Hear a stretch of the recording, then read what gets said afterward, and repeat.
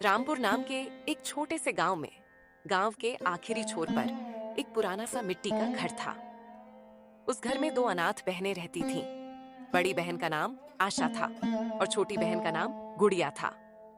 कई साल पहले एक बीमारी ने उनके माता पिता को उनसे छीन लिया था। उस दिन के बाद से दोनों बहनें एक दूसरे का सहारा बनकर जीवन गुजार रही थीं। आशा की उम्र लगभग 22 साल थी और गुड़िया 16 साल की थी। माँ बाप के जाने के बाद आशा ने कभी अपनी छोटी बहन को यह महसूस नहीं होने दिया कि वह अकेली है। उसने बहन के लिए माँ का प्यार भी दिया और पिता की जिम्मेदारी भी निभाई। लेकिन उनकी जिंदगी बिल्कुल आसान नहीं थी। कई कई दिन ऐसे बीतते थे जब घर में खाने के लिए सिर्फ सूखी रोटी बचती थी। कभी नमक के साथ रोटी खानी पड़ती थी तो कभी सिर्फ पानी पीकर सोना पड़ता था। एक सुबह गुड़िया की आंख खुली तो उसने देखा कि आशा चुपचाप घर के बाहर बैठी हुई थी। दीदी, मैं सुबह से आपको देख रही हूँ। आप बहुत परेशान लग रही हैं। जब से मेरी आंख खुली है तब से आपने एक बार भी मुस्कुराने की कोशिश नहीं की। मुझे पता है कि आप हमेशा अपनी चिंता मुझसे छिपाती हैं ताकि मैं परेशान न हो। लेकिन मैं अब छोटी बच्ची नहीं हूँ। अगर कोई बात है तो मुझे बताइए। आखिर मैं आपकी बहन हूँ और आपके दुख में आपका साथ देना मेरा भी फर्ज है। नहीं छोटी, ऐसी कोई बड़ी बात नहीं है। मैं बस यही सोच रही थी कि घर में जो थोड़ा बहुत राशन था वह भी खत्म होने वाला है। पिछले 3 दिनों से मुझे कोई काम नहीं मिला।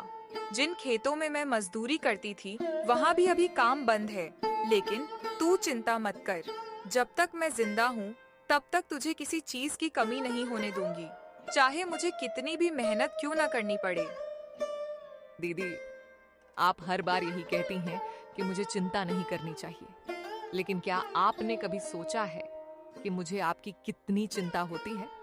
मैं रोज देखती हूँ कि आप मेरे लिए अपना हिस्सा भी छोड़ देती हैं। जब घर में 2 रोटियां होती हैं तो आप कहती हैं कि आपको भूख नहीं है, लेकिन मैं जानती हूँ कि आप झूठ बोलती हैं। आप सिर्फ इसलिए ऐसा करती हैं ताकि मैं पेट भर खा सकूं। आशा तुरंत दूसरी तरफ देखने लगी क्योंकि वह नहीं चाहती थी कि उसकी आंखों के आंसू गुड़िया देख ले।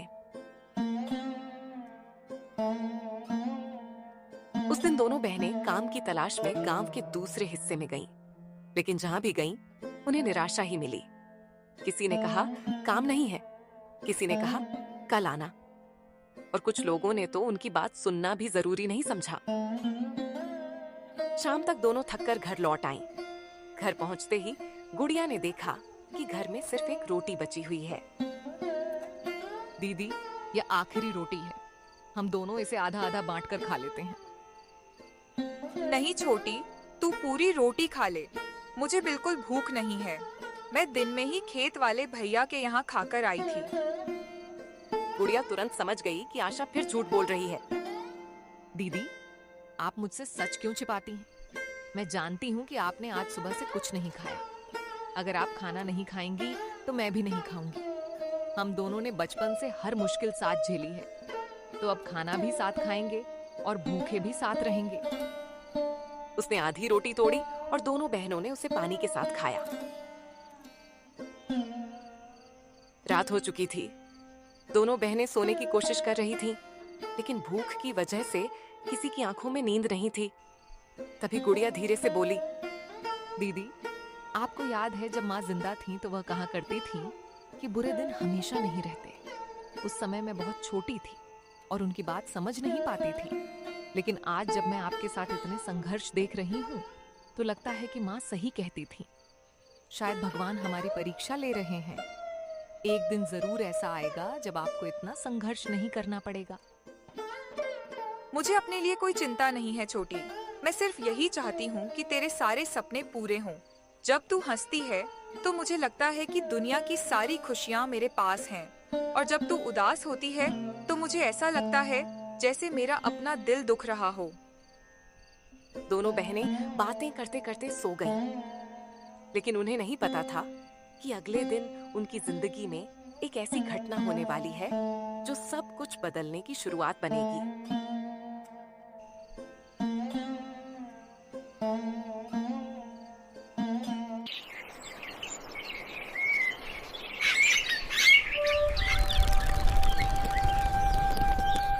सुबह सूरज निकल चुका था, लेकिन आज गुड़िया रोज की तरह जल्दी नहीं उठी। आशा ने सोचा कि शायद कल की थकान की वजह से वह अभी तक सो रही है, लेकिन जब उसने गुड़िया के माथे पर हाथ रखा तो उसके होश उड़ गए। गुड़िया का शरीर तेज बुखार से तप रहा था। अरे छोटी, यह तुझे इतना तेज बुखार कैसे हो गया? कल रात तो तू बिल्कुल ठीक थी। हे भगवान, अब मैं क्या करूं? घर में दवा के लिए 1 रुपया तक नहीं है और मेरी छोटी इस हालत में पड़ी हुई है। नहीं, मैं कुछ भी करूंगी, लेकिन तुझे ऐसे नहीं रहने दूंगी। गुड़िया ने धीरे धीरे आंखें खोली।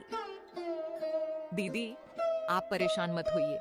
मुझे लगता है थोड़ी देर में मैं ठीक हो जाऊंगी। आपने पहले ही मेरे लिए बहुत कुछ किया है। मैं नहीं चाहती कि मेरी वजह से आप और ज्यादा परेशान हो। थोड़ा आराम कर लूंगी तो शायद बुखार अपने आप उतर जाएगा। लेकिन आशा जानती थी कि यह साधारण बुखार नहीं है। उसने तुरंत गांव के वैद्य के पास जाने का फैसला किया। कुछ देर बाद आशा गांव के वैद्य के घर पहुंची। वैद्य जी, मेरी छोटी बहन को बहुत तेज बुखार है।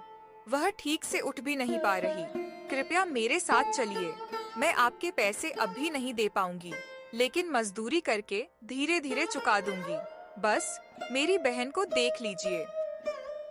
बेटी, मैं तेरी परेशानी समझ सकता हूँ, लेकिन दवा भी तो पैसे से आती है। फिर भी मैं चलकर उसे देख लेता हूँ। इंसानियत भी कोई चीज होती है। वैद्य जी ने गुड़िया को देखा और कुछ देर सोचते रहे। फिर उन्होंने आशा को अलग बुलाया। बेटी, घबराना मत, लेकिन बुखार काफी तेज है। दवा जल्दी शुरू करनी होगी। अगर 2-3 दिन और ऐसे ही निकल गए तो परेशानी बढ़ सकती है। मैं दवा लिख देता हूँ। कोशिश कर जितनी जल्दी हो सके इसे ले आना। ये सुनकर आशा का दिल बैठ गया, क्योंकि उसके पास दवा खरीदने के लिए पैसे नहीं थे। आशा पुराने लकड़ी के संदूक के सामने चुपचाप बैठी थी। उसके कांपते हुए हाथों में उसकी माँ की आखिरी निशानी, चांदी की एक छोटी सी पायल थी। उसकी आंखें बार बार उस पायल पर टिक जाती और फिर सामने चारपाई पर लेटी अपनी छोटी बहन गुड़िया पर। गुड़िया बुखार से कमजोर हो चुकी थी। उसका चेहरा पीला पड़ गया था और सांसें भी पहले से भारी लग रही थीं। घर के भीतर अजीब सी खामोशी फैली हुई थी। बाहर हवा चल रही थी, लेकिन उस मिट्टी के घर के अंदर ऐसा लग रहा था जैसे समय ही ठहर गया हो। माँ, आज अगर आप हमारे साथ होती तो शायद मुझे इतना बड़ा फैसला कभी नहीं लेना पड़ता। आपने जाते जाते यह पायल मेरे हाथ में रखकर कहा था कि चाहे कैसी भी मुसीबत आ जाए, इसे हमेशा संभाल कर रखना। उस दिन मैंने वादा किया था कि इसे अपनी आखिरी सांस तक अपने पास रखूंगी, लेकिन आज मेरी छोटी बहन की सांसें इस पायल से कहीं ज्यादा कीमती हैं। अगर इसे अपने पास रखकर मैं अपनी बहन को खो दूं, तो मैं खुद को कभी माफ नहीं कर पाऊंगी। माँ, मुझे माफ कर देना। दीदी, आप फिर रो रही हैं ना? आप हमेशा सोचती हैं कि मैं कुछ नहीं समझती, लेकिन आपकी आंखें हर बात बता देती हैं। जब आप मुस्कुराती हैं, तब भी मैं समझ जाती हूँ कि आपके दिल में कितना दर्द छिपा है। आखिर कब तक आप अकेले सब कुछ सहती रहेंगी? क्या मैं सिर्फ आपके प्यार की हकदार हूँ? क्या मुझे आपके दुख बांटने का हक नहीं है? आशा ने तुरंत अपने चेहरे पर मुस्कान लाने की कोशिश की। अरे पगली, तू तो बिना वजह परेशान हो जाती है। मैं क्यों रोऊंगी? भगवान ने मुझे तेरे जैसी बहन दी है, इससे बड़ी खुशी और क्या होगी? बस पुरानी बातें याद आ गई थीं। माँ पिताजी की याद कभी कभी अचानक आ जाती है, लेकिन तू इन सब बातों की चिंता मत कर। तेरी तबीयत ठीक होना सबसे जरूरी है। बाकी सब मैं संभाल लूंगी। दीदी, आपने हमेशा यही कहा कि बाकी सब मैं संभाल लूंगी, लेकिन क्या आपने कभी सोचा कि आपकी भी कोई सीमा है? बचपन से लेकर आज तक आपने मेरे लिए अपना हर सपना छोड़ दिया। जब मेरी तबीयत खराब होती है तो आप रात रात भर जागती रहती हैं। जब घर में खाना कम होता है तो आप अपना हिस्सा मुझे खिला देती हैं, और जब कोई परेशानी आती है तो सबसे पहले खुद उसके सामने खड़ी हो जाती हैं। क्या मैं इतनी स्वार्थी हूँ कि सिर्फ आपका त्याग देखती रहूं? आशा कुछ पल तक चुप रही। उसके पास इस सवाल का कोई जवाब नहीं था। तू स्वार्थी नहीं है, मेरी जान है। जब तेरी माँ इस दुनिया से गई थी, तब उसने मेरा हाथ पकड़कर सिर्फ एक बात कही थी, आशा, अब गुड़िया की माँ भी तू ही है। उसी दिन से मैंने यह मान लिया कि मेरी खुशी, मेरे सपने, मेरी जरूरतें सब कुछ तेरे बाद हैं। अगर तुझे कुछ हो गया तो मैं भी जीते जी मर जाऊंगी। इसीलिए मुझे अपने बारे में नहीं, सिर्फ तेरी चिंता होती है। ये सुनकर गुड़िया की आंखों से भी आंसू बहने लगे। दीदी, भगवान ने अगर मुझे माँ बाप का प्यार नहीं दिया तो उसका मुझे कभी दुख नहीं रहा, क्योंकि आपने मुझे कभी उनकी कमी महसूस ही नहीं होने दी। लेकिन आज मैं भगवान से एक ही प्रार्थना करती हूँ, अगर हमारी खुशियों की कीमत आपका त्याग है तो मुझे ऐसी खुशी नहीं चाहिए। मैं भूखी रह लूंगी, मैं बीमारी सह लूंगी, लेकिन आपको टूटते हुए नहीं देख सकती। दोनों बहनें फूट फूट कर रोने लगीं। उस छोटे से मिट्टी के घर में केवल 2 बहनों की सिसकियां सुनाई दे रही थीं। उस दिन पहली बार आशा ने महसूस किया कि गुड़िया अब छोटी बच्ची नहीं रही। वह अपनी बहन के हर दर्द को बिना बताए समझने लगी थी। लेकिन आशा ने मन ही मन एक फैसला कर लिया था। वह किसी भी कीमत पर गुड़िया का इलाज करवाएगी, चाहे इसके लिए उसे अपनी माँ की आखिरी निशानी ही क्यों न छोड़नी पड़े। रात गहरा चुकी थी। मिट्टी के उस छोटे से घर में एक मिट्टी का दिया धीमी लौ के साथ जल रहा था। उसकी टिमटिमाती रोशनी कभी आशा के चेहरे पर पड़ती तो कभी गुड़िया के चेहरे पर। दोनों बहनें एक दूसरे के सामने बैठी थीं। घर में खाने के लिए कुछ नहीं बचा था, लेकिन उस समय उन्हें भूख से ज्यादा एक दूसरे की चिंता सता रही थी। आशा ने धीरे से अपनी मुट्ठी खोली। उसकी हथेली पर माँ की वही चांदी की पायल रखी थी। कुछ पल तक वह उसे देखती रही, फिर उसने गहरी सांस ली। माँ, आपने कहा था कि यह पायल हमारी यादों की सबसे बड़ी निशानी है। जब भी मैं इसे देखती हूँ ऐसा लगता है जैसे आप यहीं मेरे पास बैठी हैं। लेकिन आज मेरी मजबूरी इतनी बड़ी हो गई है कि मुझे आपकी इस आखिरी निशानी से भी बिछड़ना पड़ेगा। अगर इसे संभाल कर रखने से मेरी बहन की तकलीफ कम नहीं हो सकती, तो फिर इसका सबसे सही उपयोग यही है कि इसकी कीमत से उसकी जिंदगी बच जाए। मुझे पूरा विश्वास है, अगर आप आज होती तो आप भी यही फैसला करती। गुड़िया ने धीरे धीरे पायल को देखा। उसकी आंखें भर आईं। दीदी, अब मुझे समझ में आ गया कि आप मुझसे क्या छिपा रही थी। आपने मेरे लिए अपनी सबसे प्यारी चीज छोड़ने का फैसला कर लिया, लेकिन मैं आपको ऐसा नहीं करने दूंगी।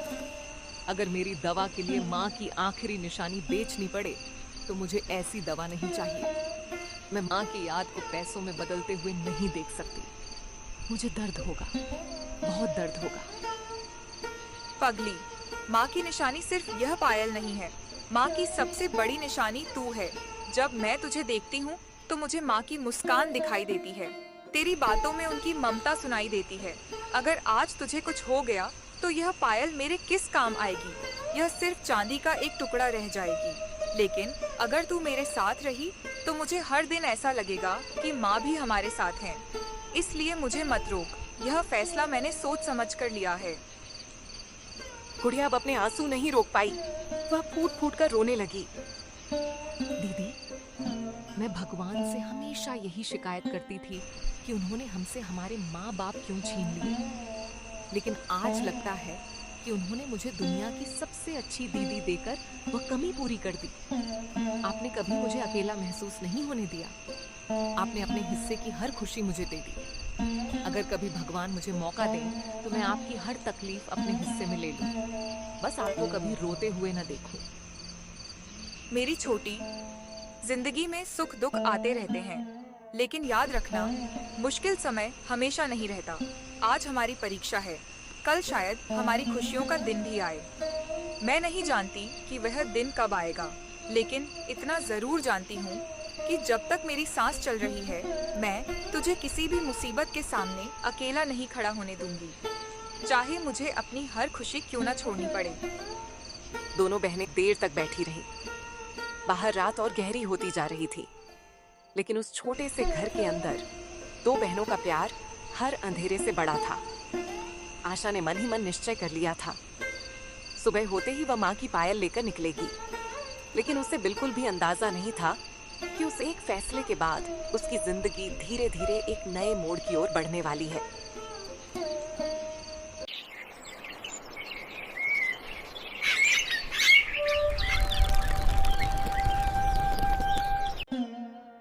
सुबह की पहली किरण मिट्टी की दीवारों पर पड़ चुकी थी। आंगन में चिड़ियों की हल्की हल्की आवाजें सुनाई दे रही थीं, लेकिन उस छोटे से घर के अंदर आज भी वही चिंता पसरी हुई थी। आशा रात भर सो नहीं पाई थी। उसने कई बार माँ की पायल को हाथ में लिया, कई बार वापस संदूक में रख दिया। हर बार उसका दिल कहता मत बेच, लेकिन हर बार गुड़िया का बुखार से तपता चेहरा उसकी आंखों के सामने आ जाता। आखिर उसने आंखें बंद की, भगवान का नाम लिया और पायल अपनी मुट्ठी में कसकर पकड़ ली। हे भगवान, मैं आपसे कभी धन दौलत नहीं मांगी। मैंने कभी बड़े घर का सपना भी नहीं देखा। मैंने तो हमेशा बस इतना मांगा कि मेरी छोटी बहन हंसती रहे। अगर आज यह पायल बेचना मेरी मजबूरी है, तो मुझे इतनी हिम्मत देना कि मैं टूटूं नहीं।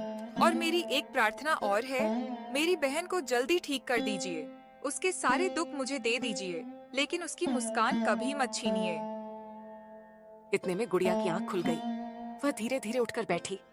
उसने देखा कि आशा की मुट्ठी बंद है। गुड़िया समझ गई कि उसकी दीदी ने फैसला कर लिया है।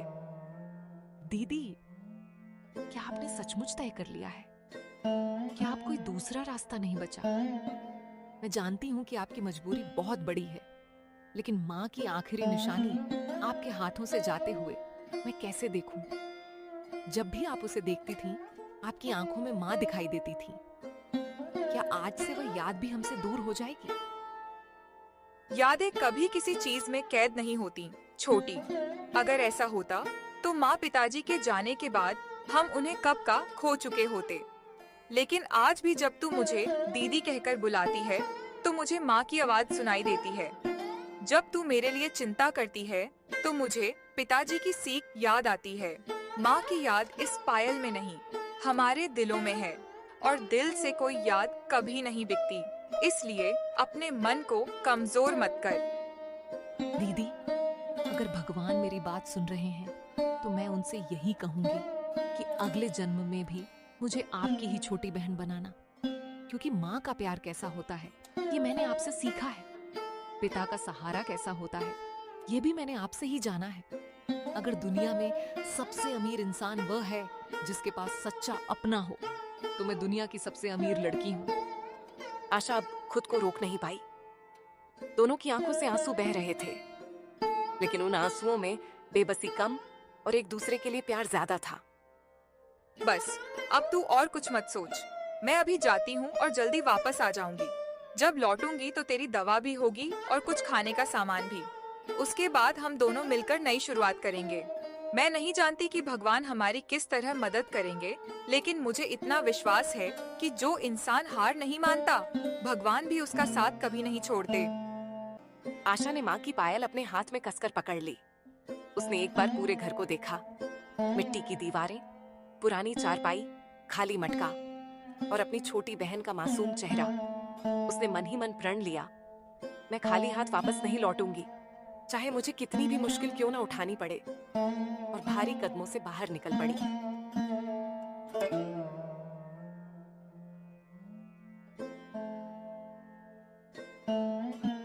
आशा कच्चे रास्ते पर धीरे धीरे चल रही थी। सुबह की धूप अब तेज होने लगी थी। उसके कदम भले ही आगे बढ़ रहे थे, लेकिन उसका मन बार बार पीछे उसी छोटे से घर की ओर लौट जाता था, जहां उसकी छोटी बहन अकेली बैठी उसका इंतजार कर रही थी। उसकी आंखें भर आईं। आज वो कमजोर नहीं पड़ सकती थी, क्योंकि उसकी कमजोरी का असर उसकी छोटी बहन की जिंदगी पर पड़ सकता था। कुछ देर बाद आशा गांव के पुराने बाजार में पहुंची। बाजार में रोज की तरह लोगों की आवाजाही थी, लेकिन आशा की नजर किसी और चीज पर नहीं थी। उसके सामने सिर्फ एक ही मंजिल थी, गांव के सबसे पुराने सुनार की छोटी सी दुकान। दुकान के बाहर पहुंचकर उसके कदम अचानक रुक गए। उसका दिल बहुत तेज धड़कने लगा।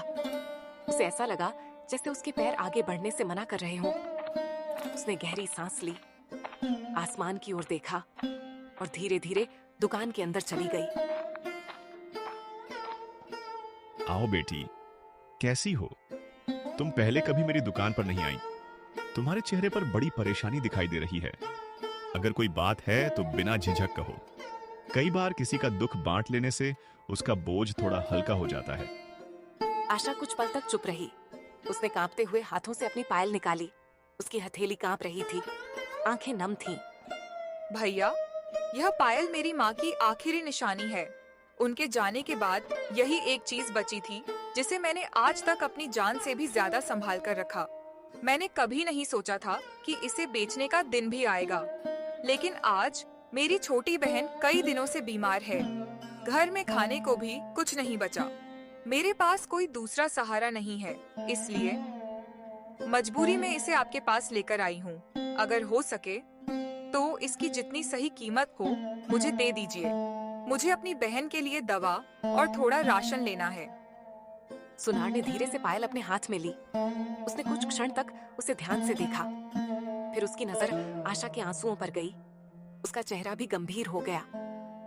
बेटी, चांदी की कीमत मैं लगा सकता हूं, लेकिन एक मां की निशानी की कीमत कोई नहीं लगा सकता। यह सिर्फ पायल नहीं है, इसमें तुम्हारी यादें, तुम्हारा बचपन और तुम्हारी मां का आशीर्वाद जुड़ा हुआ है। सच कहूं तो इसे खरीदते हुए मेरा भी मन भारी हो रहा है, लेकिन तुम्हारी मजबूरी देखकर मैं तुम्हें मना भी नहीं कर सकता। तुम चिंता मत करो, मैं तुम्हें इसकी पूरी और ईमानदार कीमत दूंगा। आशा ने धीरे से सिर झुका लिया। उसकी आंखों से आंसू लगातार बह रहे थे। भैया, मैं आज अपनी माँ की याद नहीं बेच रही, मैं उनकी सीख को निभा रही हूँ। उन्होंने हमेशा सिखाया था कि अपनों की जान और सम्मान से बढ़कर कोई चीज नहीं होती। अगर आज इस पायल की वजह से मेरी बहन की जान बच सकती है, तो मुझे विश्वास है कि मेरी माँ जहाँ भी होंगी मेरे इस फैसले से नाराज नहीं होंगी। बस भगवान से यही दुआ है कि मेरी छोटी बहन जल्दी ठीक हो जाए। उसके बाद मेरे पास चाहे कुछ भी न बचे, मुझे कोई दुख नहीं होगा।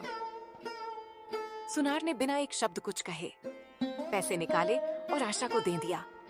आशा की निगाहें अब भी उस पायल पर टिकी थीं, जिसे वह आखिरी बार अपनी आंखों से देख रही थी। आशा दवा और थोड़ा सा राशन लेकर तेज कदमों से घर की ओर लौट रही थी। उसके हाथ में छोटा सा थैला था, लेकिन उसके दिल में अपनी छोटी बहन को बचा लेने की सबसे बड़ी उम्मीद थी। उधर गुड़िया दरवाजे पर बैठी बार बार रास्ते की ओर देख रही थी। जैसे ही उसने आशा को आते देखा, वह बहुत खुश हो गई। दीदी, आप आ गई? मैं कब से आपका इंतजार कर रही थी। देख छोटी, तेरी दवा भी ले आई हूँ और थोड़ा सा राशन भी। अब तू जल्दी ठीक हो जाएगी। गुड़िया की नजर अचानक आशा के खाली हाथ पर गई। वह सब समझ गई। उसकी आंखें भर आईं। दीदी, आपने सच में माँ की पायल बेच दी? हाँ छोटी, लेकिन मुझे इसका दुख नहीं है। अगर माँ की निशानी तेरी जान बचाने के काम आ गई, तो यही उसकी सबसे बड़ी कीमत है। मुझे लगता है आज भी माँ ने ही हमारी मदद की है। गुड़िया फूट फूट कर रो पड़ी।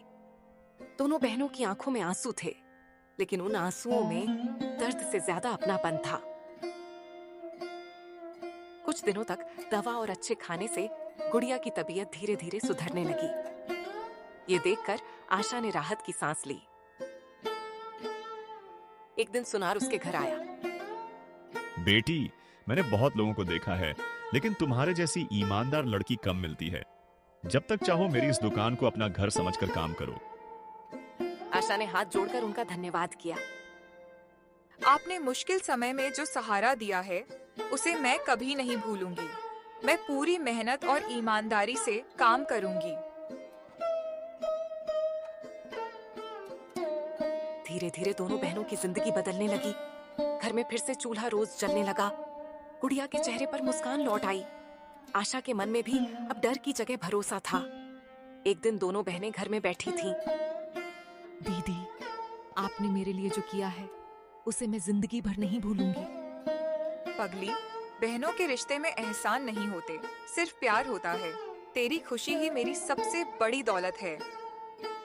डूबते सूरज की लालिमा उस छोटे से मिट्टी के घर पर बिखर रही थी। घर अभी भी छोटा था, साधन अभी भी कम थे, लेकिन अब वहां निराशा नहीं थी, वहां उम्मीद थी, मेहनत थी और दो बहनों का ऐसा प्यार था जिसने हर मुश्किल को छोटा बना दिया।